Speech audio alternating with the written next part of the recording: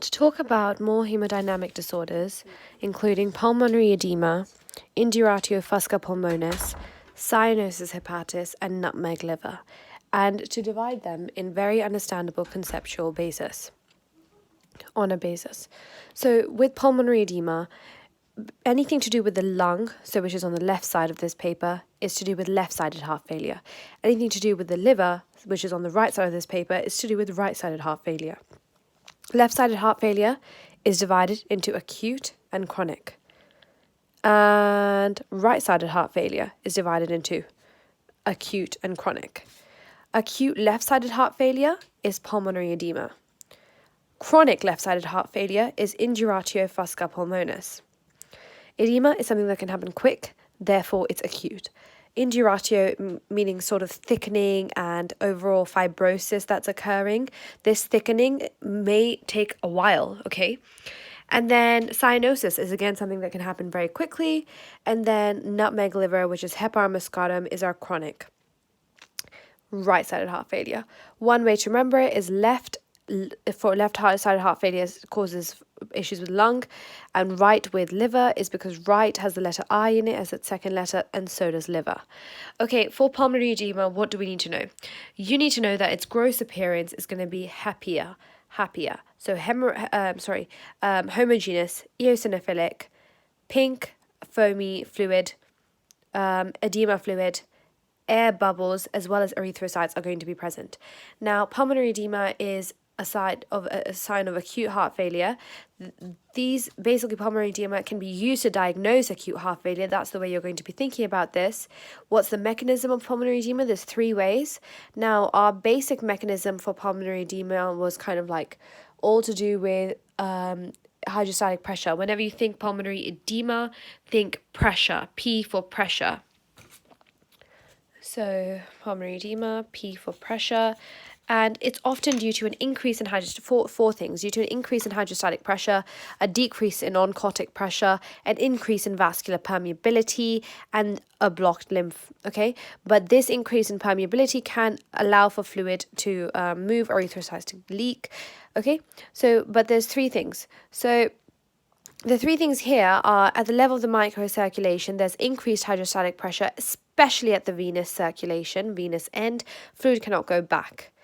Okay, good. The second cause is hypoproteinemia, which is loss of proteins, which can occur in nephrotic syndrome, which is to do with the kidney, or it can also occur in liver failure.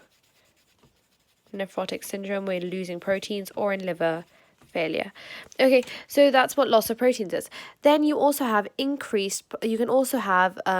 edema due to increased permeability, which is due to inhaling toxins.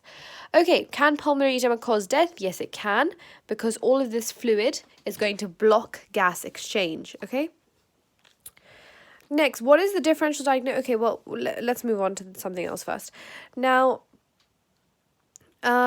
in induratio fusca pulmonis, you need to remember that there are little hemorrhages occurring, lots of hemorrhages occurring. Mechanism of hemorrhages occurring is per diapedicin, per rexin, and per dibrosin.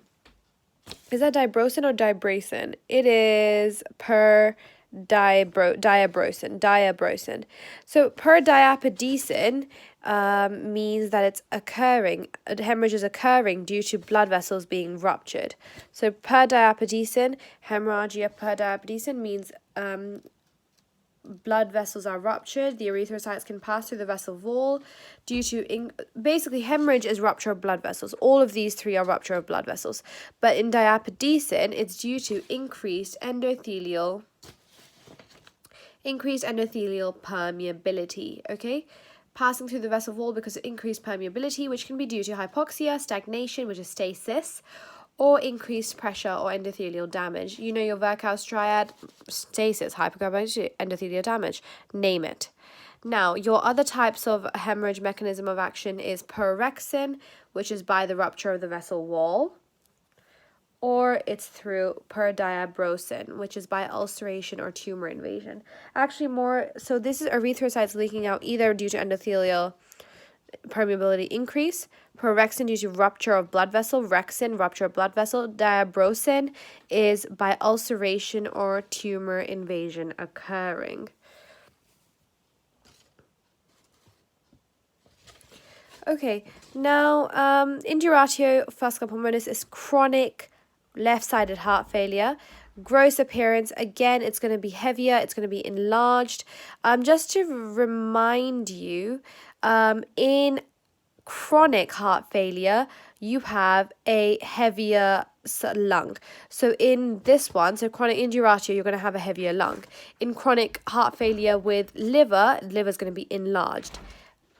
In acute, it's going to be reduced in size. So in acute, it's going to be reduced in size. Now, this occurs due to a number of reasons, but I'm not. So just remember that acute, it's reduced in size. In chronic, it's increased in size for both lung and liver.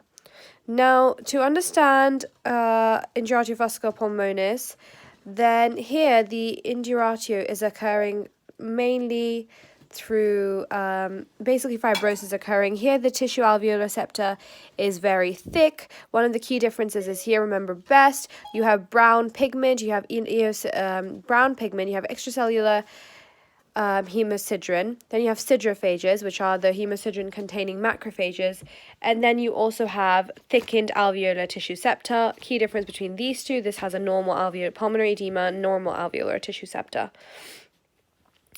If it's a chronic problem, in the lung, you're going to get fibrosis, which is diffuse, so induratio.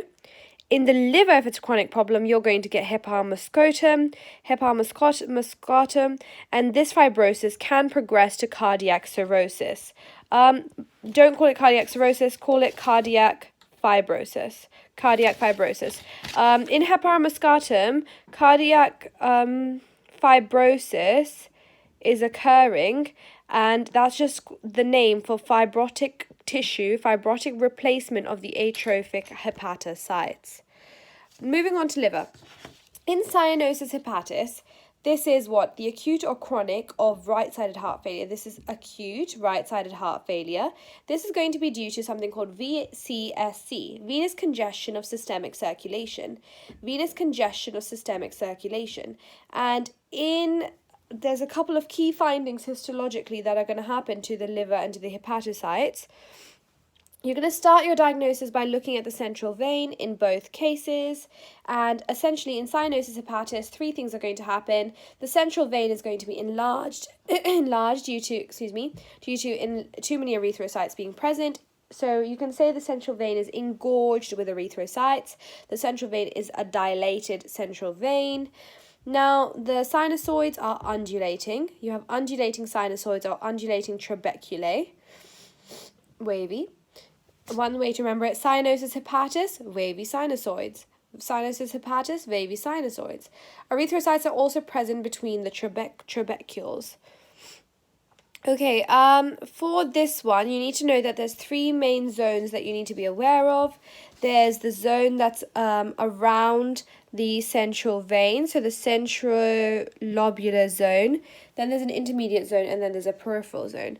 And essentially, the peripheral zone is unaffected as much because basically the peripheral zone is the zone that's around the portal triad. So the peripheral zone is the zone that's around the peripheral triad, and this guy is unaffected because the portal triad is where you're getting hepatic artery, you are getting blood supply.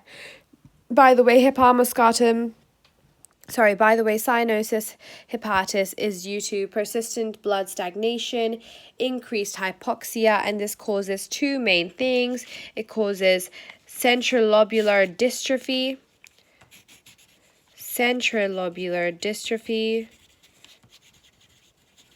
and just general hepatocyte atrophy. Because if you're not atrophy, the problem here is low oxygen. If you're not getting enough oxygen, you're going to have the cells, the hepatocytes, to shrink. And they're going to shrink because they need to be able to survive, and they're not getting enough oxygen. Now, here you need to be aware that there's three zones, the central lobular, intermediate, and peripheral. In the central lobular, it's congested with atrophic hepatocytes. In the intermediate, it's dystrophic hepatocytes. And in dystrophic hepatocytes... Okay, wait. I've been explaining something that is... for cyanosis?